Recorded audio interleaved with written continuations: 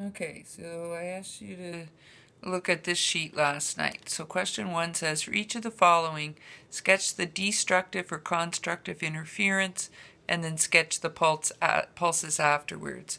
So you have a single pulse of amplitude 10 meters, 10 centimeters, there's no unit there, traveling towards a trough of amplitude 6.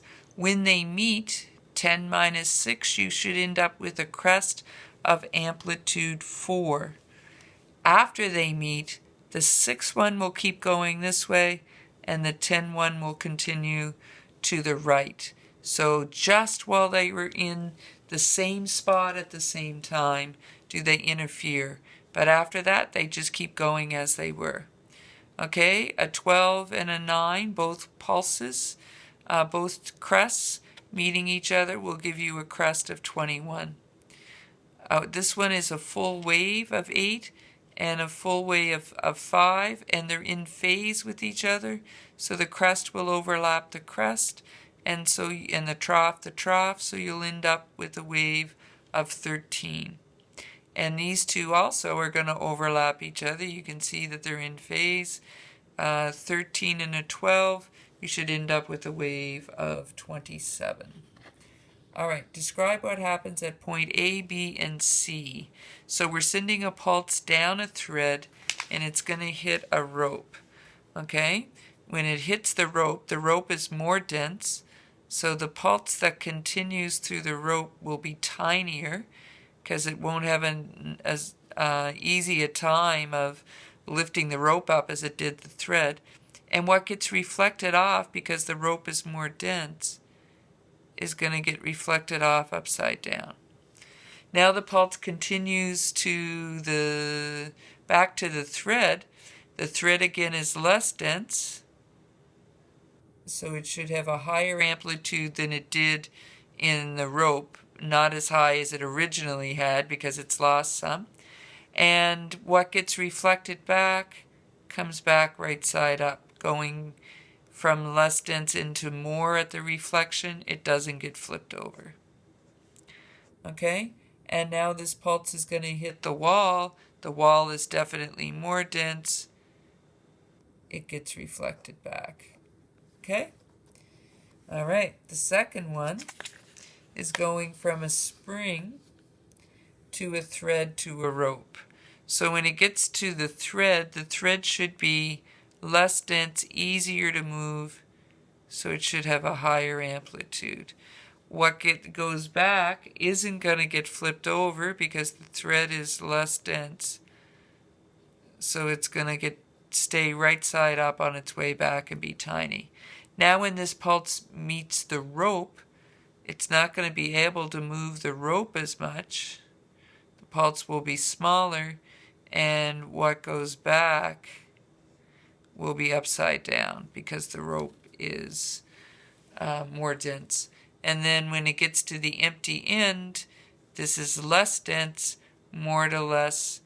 If anything comes back, it will be right side up but really tiny. Okay? Backside. So in the backside, it wanted you to pick the AB up and set it directly on top of the CD and draw what the resultant would look like when they interfere with each other. Okay? So if I pick them up and set them on top of each other, for the first one, I should get one that's twice as high. For the second one, right, if I put it here, it's just going to cancel out, and my resultant should be a flat line. For the third one, they're both troughs, so I should get a trough that's twice as deep. For the next one, they're both waves, but they're totally opposite each other. They should cancel out. Okay, the next one's a little weird, and I apologize for that. What did I do with my colors? They're all gone. There they are. Okay, so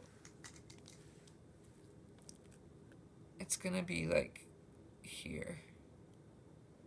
So the idea would be that the crest would double and the trough would cancel. So it should look like that. Okay, because this should cancel out because this is pulling up, and that is pulling down. All right, and this other one is also weird.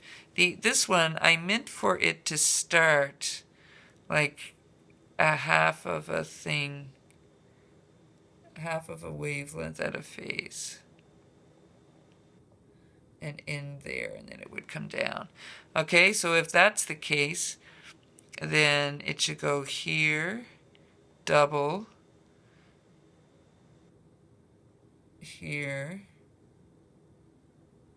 to draw my line across so I can see where my equilibrium is. Screwed that up. It should be crossing here. Double going down here. So in the end, and then here where it crosses 0. Sorry, I didn't do a very good job lining it up, and I would never give you something like this without a grid. But it's going to go up and down like that. It's going to look like that intermediate degree of interference that we had. Okay? Next one, a little crest trough, and we're going to put it on top of a bigger crest trough, and our resultant trough crest, sorry, our resultant should be like half the size, right? It should be like this because we're taking that much away. And this one, it's going down like this. So what should our resultant look like? Should be half on the way up. Okay? So if we were actually in school, I would give you some with grids and get you to try, but we aren't, and so we'll leave it. But next year we'll have all kinds of things to play with. All right, very good.